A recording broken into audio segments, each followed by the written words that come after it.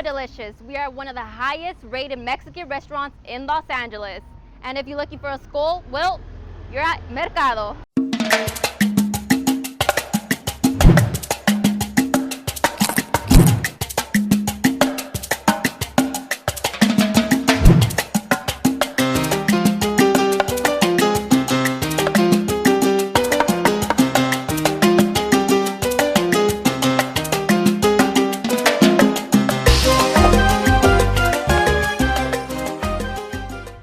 With uber successful restaurant owner Jesse Gomez, the owner of Mercado here. So tell us a little bit about what makes Mercado so special. Mercado is a very special restaurant. We've been around for about 7 years. We now have 4 Mercados here in Los Angeles, and it's just traditional Mexican food, kind of with a modern twist. We care a lot about our ingredients. We care a lot about presentation. We do a lot of things the old school way, old-fashioned way. We take pride in, we make handmade tortillas, and everything is fresh, from our salsas to our sauces to our ingredients in our cocktails. So because of that, it's kind of an elevated Mexican dining experience. Whenever I encounter a guest who's been to our restaurant, if it's their first time in our restaurant, I always recommend the guacamole. I always recommend the carnitas. That's Chef Jose's kind of signature special dish, old school family recipe that's incredible, and definitely our flan too, which people have called the best flan in the universe. I gotta try that. So I think if you were to get those 3 things at our restaurant at any given time, we would blow you away. And I saw the skulls outside, and I think it's just amazing. So can you tell us a little bit more background about why you chose a skull in the up front of your store? So we use the skulls as kind of a design motif, but I also like it, as you can see here on some of our art that we have around the restaurants and outside the restaurants. But I also like it as a kind of a celebratory. I want people to have a lot of fun in my restaurants. I want the music to feel good, be a little louder than normal. And you just come to our restaurants and celebrate. And that to me is what kind of the Day of the Dead, which is a big Mexican tradition, I think around the beginning of November. When I think of the Day of the Dead, I think of, I think it's a very Mexican thing. I also think it's kind of something that's in a positive light, not in a negative light, where you would associate, death and funerals and darkness and sadness. But we kind of flipped it, and I like you to have that feeling in my restaurant, that when you come in, you're going to have great food, you're going to have great drinks, you're going to celebrate life a little bit for that hour and a half, 2 hours that you're here. So that to me was a big reason why I enjoyed and used the skull motif a lot. And I see these amazing drinks here. Can you tell us a little bit about what kind of margaritas these are? Sure. So this is a cocktail that we call the New Piña, because we had a cocktail in the past called La Piña. So this is a different version of that cocktail. This one has pineapple puree, it has hibiscus, has lime juice, tequila, has a little spicy rim on it, a piece of dehydrated pineapple as a garnish. And then this is one of our most popular drinks. It is a spicy cucumber jalapeno margarita, and it has fresh cucumber jalapeno puree, has tequila, also has some combier in it, and some chipotle salt. Really, really refreshing, and has a little bite to it too if you like spice. Just looking at these drinks right here, I kind of want to taste them, but I also want to taste your amazing food. So is there any way that we could kind of head to the kitchen real quick and get a little taste of the food and I think that, Jose has some carnitas and maybe a fish a day getting ready for you. So I'm excited for you to taste our food. Awesome, I'm excited too. Can we try your margarita? Yeah, let's take a sip before you go. Awesome. Cheers. Cheers. Nice to meet you. Likewise. They're delicious, guys. Thank you. Now we are here with co-owner and chef Jose Acevedo. How are you doing today? Doing great. Welcome. Thank you. Thank you for being here. Yeah, of course. So what are we cooking today? We want to be cooking one of our most traditional dish, and the one dish that we are famous for it. It's going to be the carnitas. Oh, awesome. The carnitas is going to have a little bit the cauliflower al pastor. The also is very traditional, and we implemented to the carnitas plate, because my carnitas is a little bit on the sweet side. but it contrasts with the spiciness of the pastor. Because actually the cooking process is about 3 hours, but I haven't finished it. Actually, we finished it on the oven for around 10 minutes. Because what I'm gonna do right now, I'm gonna deglaze it. And on the meantime, the pork is finished. What I'm gonna do, I'm gonna cook the cauliflower al pastor. Basically, the cauliflower al pastor is a cauliflower we roasted with olive oil only. And what I'm gonna do, I just gonna saute it. We complement this dish. We put some grilled onions. Okay. For a little bit of flavor and sweetness to it. And also we had some grilled pineapple. That we do the grilled pineapple too. You know, those flavors are very traditional for the pastor. Actually, this is the pastor. This is the real pastor meat. How you build the tacos, and basically the flavors in there are the onions and the pineapple. Oh, wow. We do it to the cauliflower, but again, keeping all the flavors in there. I'm gonna let the cauliflower warm it up and kind of roast it a little bit to get a little nice brown marks into it. Okay. Actually, that's the way how we serve it here. We use a little bit of guacamole. Okay. And we put a little bit of salsa brava. Oh wow. We make all our guacamole in the house every single day fresh. Every single day. The salsa brava is a little long process. It's made with just dry chiles, tomatillos, garlic, onions. Pero usted le llamó la salsa brava. Salsa brava is because again it's because the chiles. It's spicy. That's the reason why we call spicy. It salsa brava. Yeah. Okay. Yes, I think you can do it. Yeah. Can I? Awesome. It's not that bad. It's not. But actually, when you cook, you're using your left hand because your right hand is to kind of hold the food. Okay. Yeah, and for me, of course, I'm so used to do it with this hand. That's easy for me. Awesome. I'm checking also my carnitas. Because also I don't want it to get overdone. Well, that looks really good. See, that's what you want on the carnitas to be just like that. When it's bubbling, what I mean is when you test it, it kind of almost feel like it's melting on your mouth. Okay. It's almost ready. Now I'm gonna put the marination on the cauliflower to finish the process. And this is the pastor marinade: garlic, vinegar, a little bit of tomatillos, ancho chiles, and a lot of morita chiles. Actually, it's kind of a little spicy. That's the reason why I add the pineapple and the onions to kind of give that sweetness to it. Sweet, okay. Yeah. And now what I'm doing, I'm making sure that the pastor get into the cauliflower. I feel like the color is just beautiful right now. Yeah, it's turning red. And this is the way how we set up our carnitas here.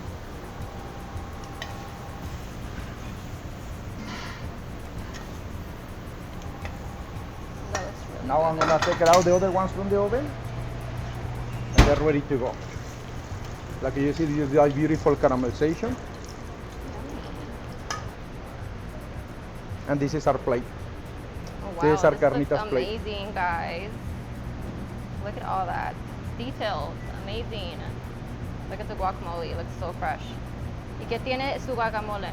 The guacamole is a basic recipe. It's just serrano chiles, red onions, tomatoes, lime juice, and just the avocado. Oh, yummy. But it's so flavorful.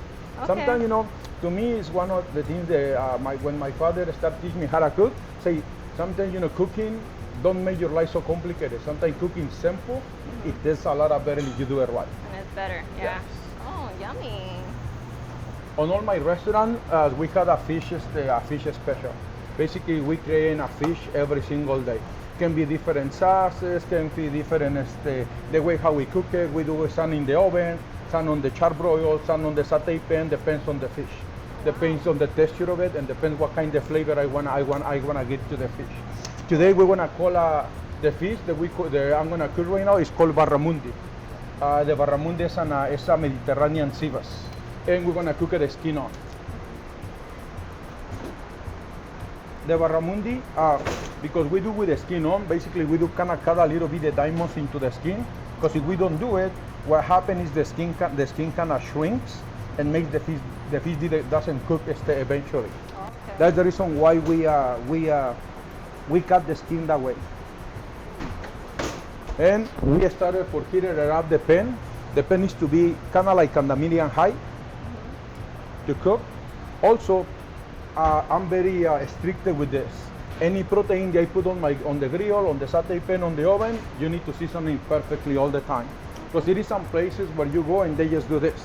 You know, basically you buy the fish and tastes like nothing. It tastes just like, you know, because all the salt is concentrated on the center. Where I just always train my cooks, it's gonna take a little bit more the time and season, you know, every part of the fish.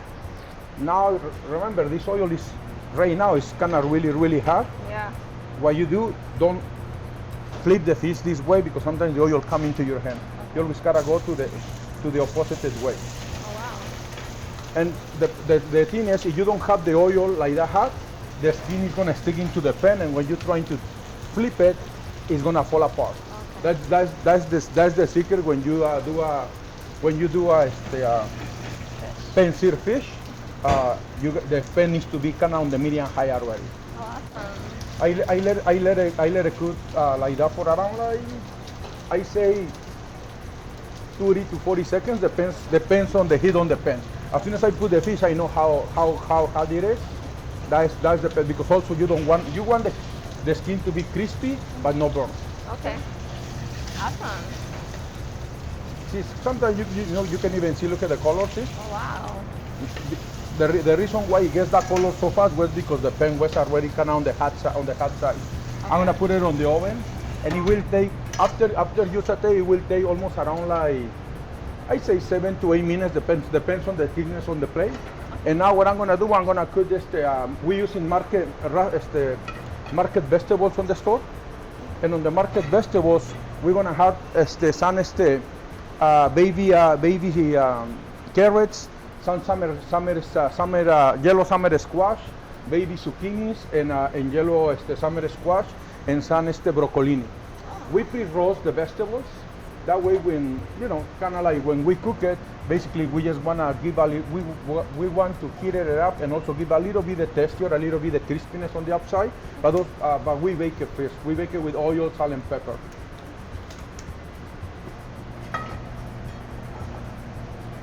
The same thing, you know, every time, you know, you want to cook any vegetables, fish, whatever, you need to make sure always that your pan at least is kind of a little on the medium high. Okay.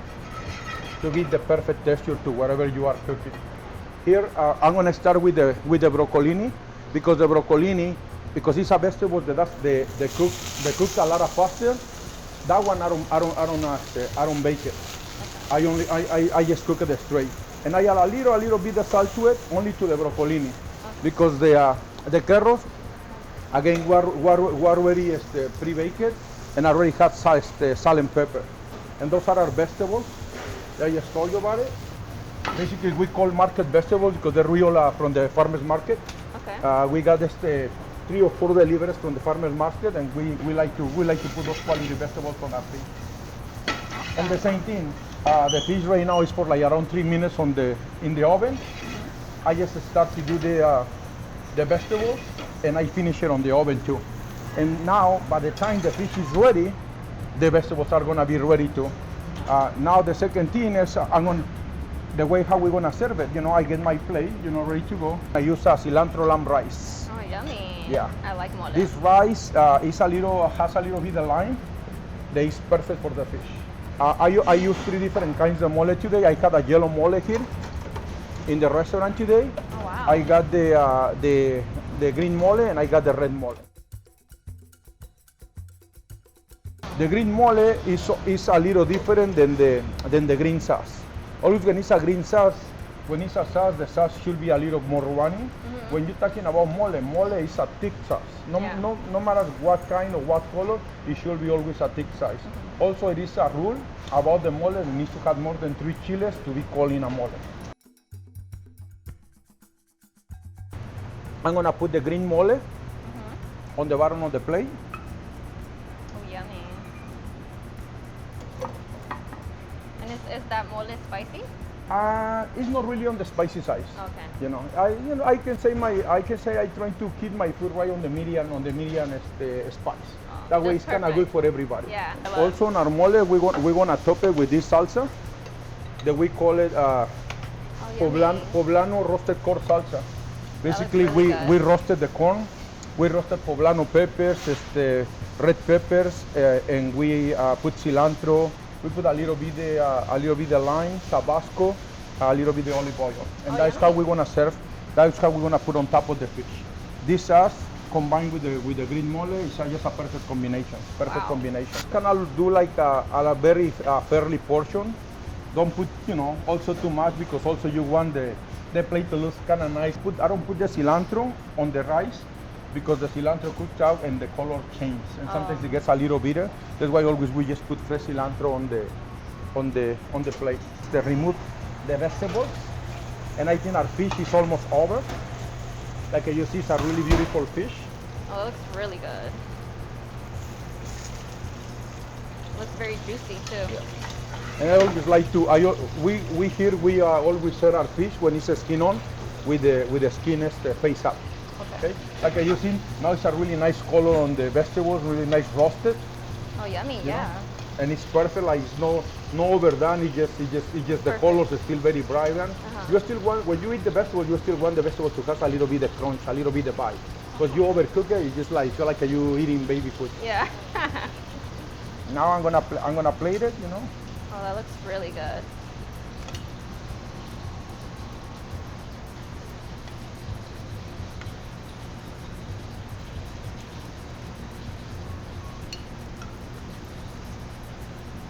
And what I did there, I kind of roasted the skin a little more, because also the skin, if you don't make it really nice and crunchy, sometimes it tastes a little slimy on your on your mouth. That's the reason why I make it like so crunchy, a little bit like a chicharrones. Okay.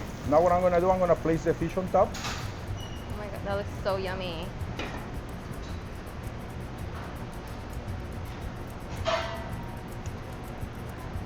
Wow. I'm gonna get a little bit of the roasted salsa. It's the same thing that we have there. I'm gonna cross it. And I'm just gonna finish it with a nice cilantro sprig. And That looks so pretty. Here is the fish of the day. Wow. A really nice, healthy dish, but also it's very flavorful. That looks really good. Flavorful. Thank you guys for joining me, and I am so excited to eat this food. So let's dig in.